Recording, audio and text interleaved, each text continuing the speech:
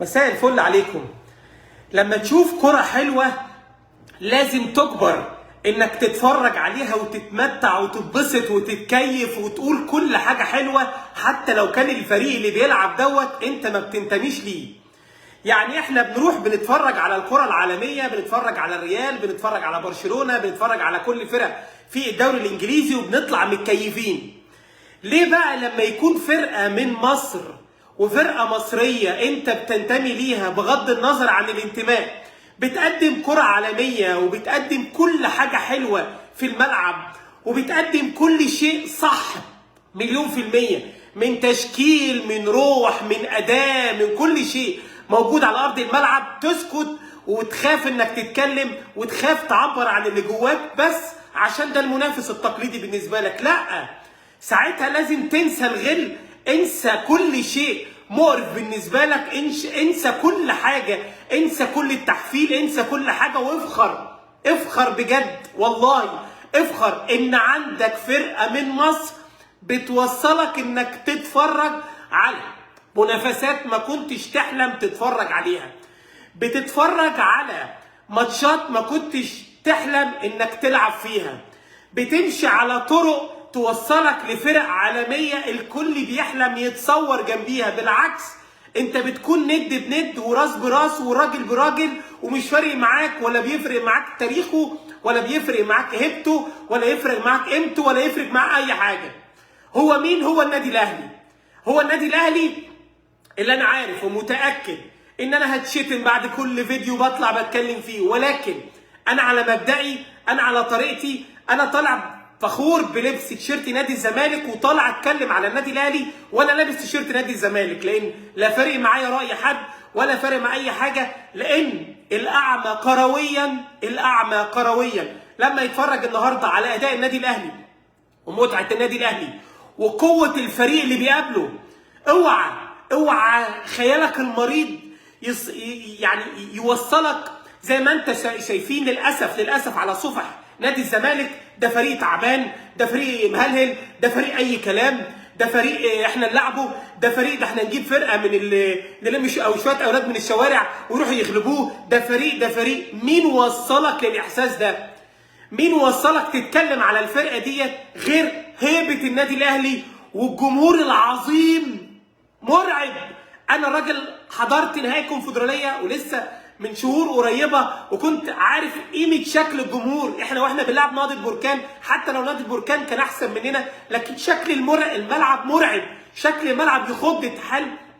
اشحال انا وانا بتفرج وصوت الجمهور راعبني، اشحال حجم اللعيبه وهي بتلعب وشايفه حجم الضغط وضغط العصبي والتشجيع الجنوني والحب اللي ملوش نهايه لفرقتهم. فبالتالي لازم لو الراجل ده عنده 100% من اداء لازم يفقد كل الاداء وهو بيتفرج وهو بيلعب مع النادي الاهلي. فبالتالي لو مستوى النادي العين النهارده اللي انت شايفه اي كلام، لو انت شايف مستوى العين النهارده اللي هو تعبان، ده مش من فراغ، ده من هيبه الاهلي وقوه الاهلي وحميه الاهلي وتشكيل النادي الاهلي والغيره والقوه اللي كان بيلعب بيها النادي الاهلي والحماس.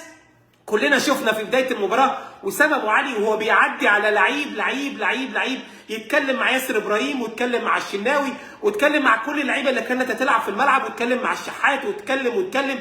فبالتالي الراجل نازل الفلسطيني اللي لسه جاي داخل على الاهلي سنه وسنتين داخل مشحون. اشحال بقى لعيبه الاهلي كلها بنفس الشحن وبنفس الكده، وهو ده اللي اترجم على ارضيه الملعب. الكل شاف النهارده وسام ابو علي متالق تالق غير طبيعي، تالق كله فيه حميه. الهدف الاولاني ده مش باي لك، الهدف الاولاني ده حميه وقوه، ان هو يوصلك ان هو ضاغط على الجول وضاغط على المدافع عشان يعرف يجيب جول. دي حاجه.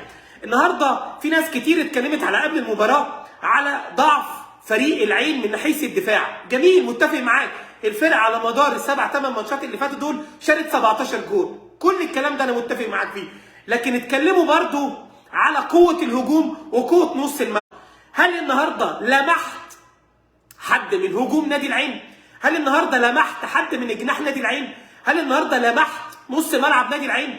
هل النهارده لمحت سفيان رحيمي اللي مدغدغ الدنيا ومدغدغ الهلال ومدغدغ النصر ومدغدغ كل الفرق والهداف التاريخي ليهم واللي هل النهارده انت بتنسى كل حاجه ضعيفه؟ بالعكس، الاهلي اللي كان قوي قوي عليها، الاهلي اللي كان تقيل قوي عليها، النهارده التشكيل اللي لعب بيه النادي الاهلي لما اكرم توفيق، اقسم بالله افجر باك يمين في مصر هو اكرم توفيق، بيلعب مش في مركزه لكن بيلعب وتد ما بيعرفش يعدي لعيب بيعدي من قدامه. كلنا شفناه في ماتش الزمالك الاخير قد ايه كان قوي وقد ايه لعب بقوه وقد ايه كان مستواه عالي جدا. يحيى عطا الله النهارده رجع مستواه اللي لعب عليه قدام جورماهيا، والنهارده كان صمام امان، ما شفناش حد من جناح الشمال. رامي ربيعه اللي عاد من بعيد قوي وياسر ابراهيم اللي عاد من بعيد قوي النهارده تعالى اسالك النهارده فين قيمه محمد عبد المنعم في وجود ياسر ابراهيم ورامي ربيعه؟ ما تحسش ان في حد مختفي.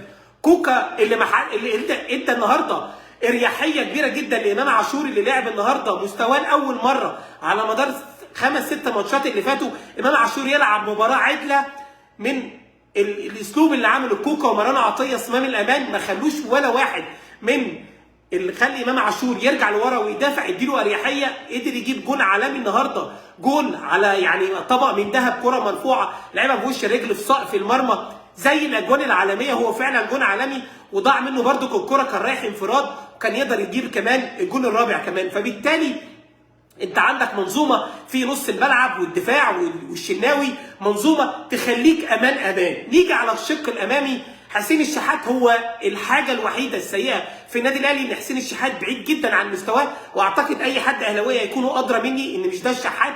والنادي الاهلي لو كان بيمتلك جناح شمال اقوى من الشحات كنا ممكن النهارده ما تتفاجئش لما تلاقي نتيجه 4 5 6 عادي.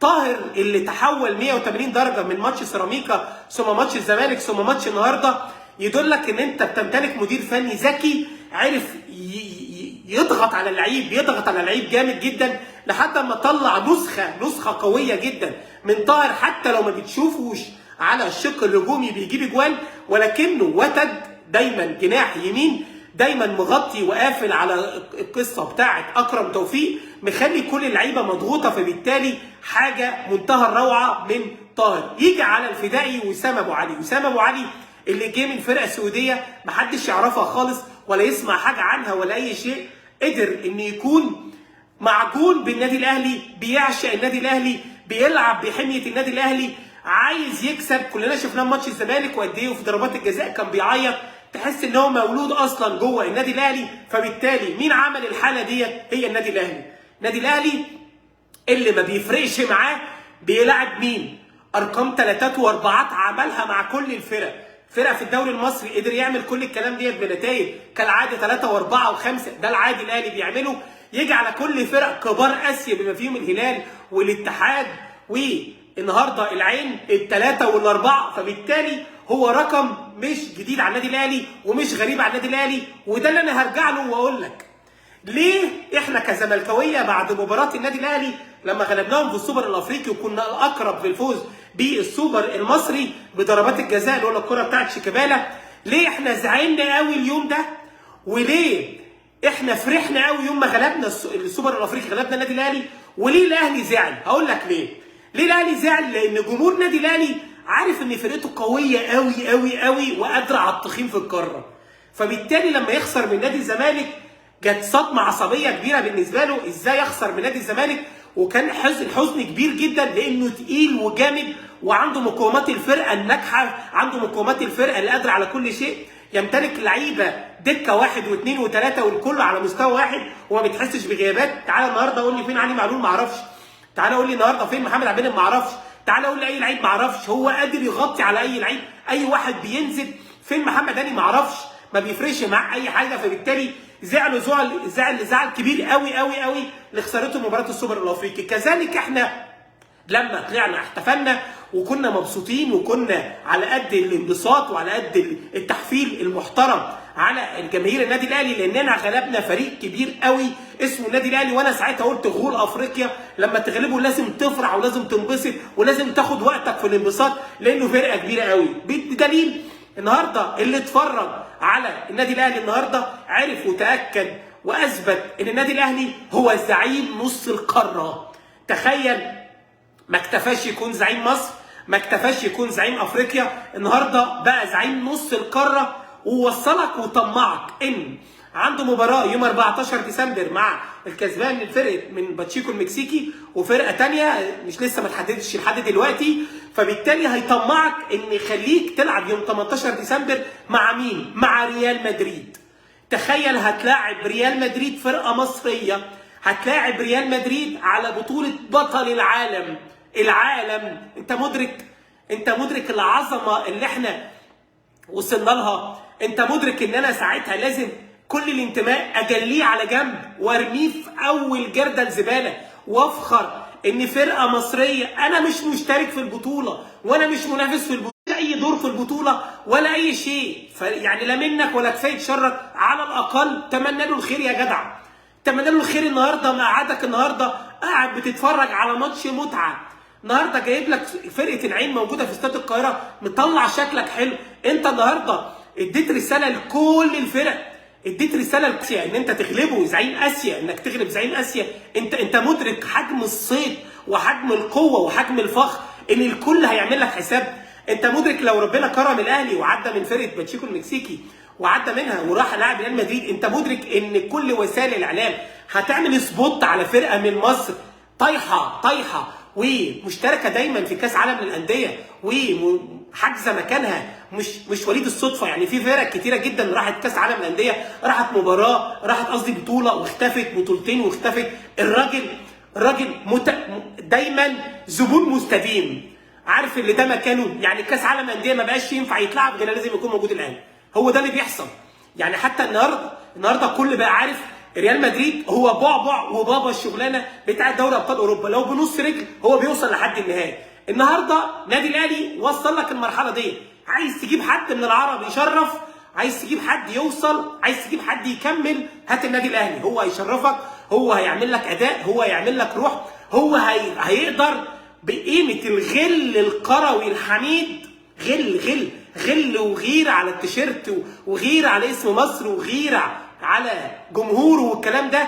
هيبقى لو عنده بيلعب بطاقه 100% هيلعب بطاقه 300%. فبالتالي اكتر حد امين في العرب اديله الحاجه واقول له روح شرفنا وروح العب باسم العرب وروح واعمل كل الكلام ده، ودي النادي الاهلي وتاكد ان هو هيشرفك، لانه يعني بيمتلك مجلس اداره محترم، قراراته كلها في وقتها ومكانها وفي ميعادها، واكبر الكل على احترامه. واحنا عندنا النقيض نادي الزمالك كابتن حسين لبيب، والحركه السيئه اللي عملها في بطوله السوبر، ودى الفرقه وداها في 60 داهيه من انسحابات، من عجرفه، من قله ادب على الاخوه الاماراتيين، من عدم الاعتذار، دخل الفرقه في سكه ثانيه، خسرنا السوبر وحبس اللعيبه، الدنيا راحت في سكه ثانيه. فبالتالي عندك رئيس نادي محترم عارف ياخد القرارات الصح، فبالتالي ممشي لك الفرقه صح.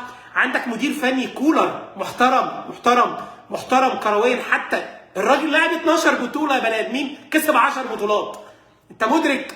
والنادي الاهلاويه عايزين يغيروه 12 بطوله، ومش بطوله ايه ده، مش الدوري والكاس مصر والكلام ده، بطولات كلها قاريه. فبالتالي 12 بطوله ياخد منهم 10، فده نجاح كاسح. وكلنا شفنا النهارده اللقاء بتاع فايلر مع ابراهيم فايق، وقد ايه كان بيتكلم ومن جواه حزن سنين ان هو ساب النادي الاهلي بسبب فتره الكورونا. فاللي بيخش على النادي الاهلي بيخش بيتعجب من ميه النادي الاهلي، بيبقى عنده مقومات. تعالوا شوفوا موسيماني اللي كان مكسر الدنيا ومكسر القاره، وجات له عروض كبيره جدا ما كان بيدرب النادي الاهلي، النهارده اختفى. يعني النادي الاهلي مش بيجيب ناس مديرين فنيين وبيجيب لعيبه عشان تعلي منه، بالعكس اسم النادي الاهلي هو اللي بيعلي من اللعيبه. عارف ان ناس كتير هتتهمني بالتطبيل، هتتهمني بالتعريض، هتتهمني بحاجه زي كده، بس هسالك سؤال واحد، هل انا الكلام اللي انا قلته في حاجه كذب؟ هل الكلام اللي انا قلته في حاجه مجامله؟ هل الكلام اللي انا قلته زودت؟ بالعكس، يعني انا مش عايز ازود في الكلام، عندي كلام كتير ممكن اقدر اقوله، بس يعني انا لو قلت اكتر من كده الناس للاسف ضعاف النفوس، المرضى يعني المتخلفين كرويا. في فرق من التخلف، ده تخلف كروي، هو ما بيشوفش غير لون واحد بس وخلاص.